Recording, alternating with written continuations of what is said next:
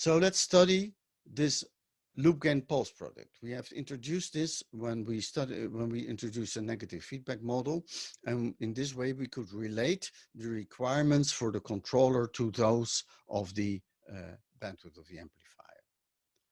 So how much can a stage contribute to the Loopgain Poles product? Think about this. We know that the product of the loop gain and the dominant poles is a measure for the achievable bandwidth. But you can imagine, if we put a lot of stages in the loop, we have a lot of poles, and high frequency compensation becomes tedious. It will be very difficult to obtain stability.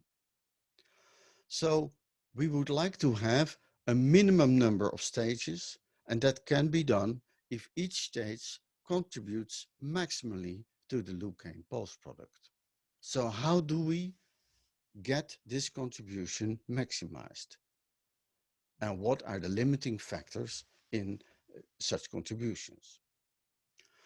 So there can be, for example, negative feedback in the stage, unintended negative feedback, like this one, like the Miller effect.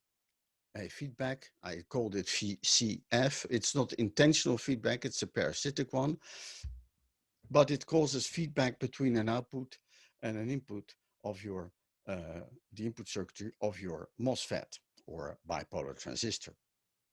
And what does it? It does pole splitting. We have seen this when we discussed the CS stage.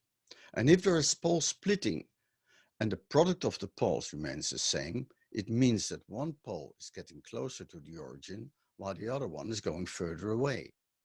But if one is going further away, maybe it splits outside the group of dominant poles.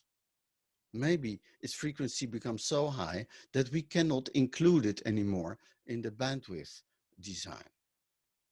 Basically, it means it is nice for stability. That's why often Miller compensation is used, and it's done in this way, because you say, oh, I got one dominant pole. Yes, but the second pole cannot contribute anymore. And your bandwidth, your achievable bandwidth, reduces if the number of dominant poles reduces. So the contribution of the stage to the loop gain pulse product is reduced if this happens. That is important to realize. Another cause for doing such thing is resistive broadbanding around a stage. So let's say we have at the input or at the output, we place a resistor in parallel with the input or the output. Well, the smaller the resistance, the higher the frequency of the pole. And which means the gain, yes, you can see the gain from current to voltage is falling, but the pole is getting to a higher frequency, which means the loop gain pulse product is still the same. The contribution to the loop gain pulse product can still be the same, but if the pole is so far away at a high frequency that it cannot be a part anymore of the dominant group, then we have a problem, because then we have a reduced loop gain pulse product. And that is what we are talking about. Resistive broadbanding may move a pole outside the group of dominant poles, and then we also have reduced bandwidth. So what we don't want is resistors in parallel with the signal path, resistive broadbanding, and we don't want local feedback. And we have a solution for that, fortunately. If we short a stage, a CS stage, then we have the largest contribution to the loop gain pulse product and a single pole system. The contribution is then maximized to FT, the cutoff frequency. And of course, the question now is, how can we short a stage and get information out of it? Think of the following.